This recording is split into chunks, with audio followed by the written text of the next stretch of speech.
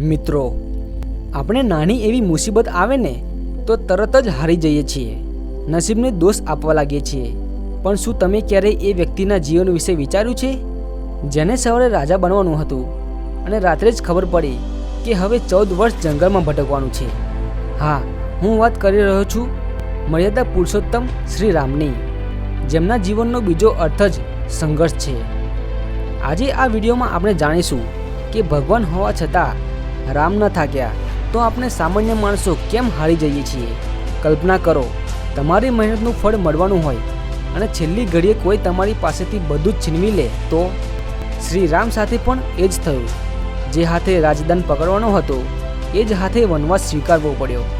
શ્રી રામે સ્વીકાર્યું કે પરિસ્થિતિ ગમે તે હોય, તમારું સ્મિત અને તમારો સંયમ તમારી સાચી શક્તિ છે.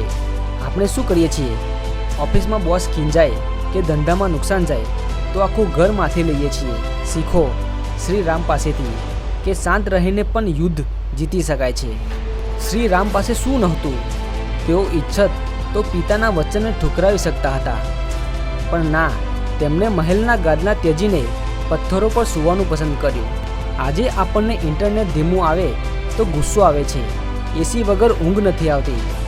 આપણે સુવિધાઓના ગુલામ બની ગયા છીએ. શ્રી રામનો સંઘર્ષ આપણને શીખવે છે કે કમ્ફર્ટ ઝોન છોડ્યા વગર કોઈ મહાન નથી બનતું. સંઘર્ષની પરાકાષ્ઠા તો ત્યારે આવી જ્યારે એમની પત્ની સતી સીતાનું અપહરણ થયું.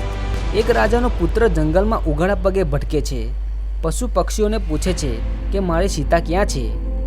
ભગવાન હોવા છતાં તેમને માનવીય વેદના સહન કરી.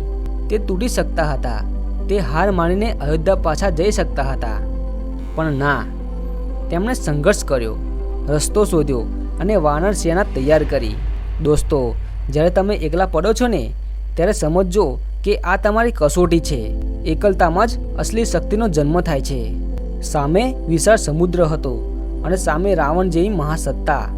સાધનો ઓછા હતા અને દુશ્મન તાકાતવર, પણ જેની પાસે આત્મવિશ્વાસ હોય ને એ પથ્થરને પણ તરાવી શકે છે. આપણે કેમ થાકી જઈએ છીએ? કારણ કે આપણને પ્રયત્ન વગર પરિણામ જોઈએ છે. શ્રી રામે શીખ્યું કે જો તમારો હેતુ સાચો હોય તો કુદરત પણ તમને રસ્તો કરી આપે છે. મિત્રો, રામ એટલે માત્ર એક નામ નથી, રામ એટલે સહનશક્તિની પરાકાષ્ઠા. જો તે 14 વર્ષ વનવાસ ન ગયા હોત તો તે માત્ર રાજા રામ હોત, પણ સંઘર્ષ કર્યો એટલે જ તે મર્યાદા પુરુષોત્તમ રામ કહેવાયા. તમારી તકલીફો, તમારા દુઃખ અને તમારી નિષ્ફળતા એ બીજું કંઈ નથી, પણ તમને રામ બનાવવાની પ્રક્રિયા છે. જિંદગીમાં જ્યારે પણ થાક લાગે ત્યારે યાદ કરજો કે જો રામ વનવાસમાં ન હાર્યા તો હું આ નાની મુસીબતમાં કેમ હારું?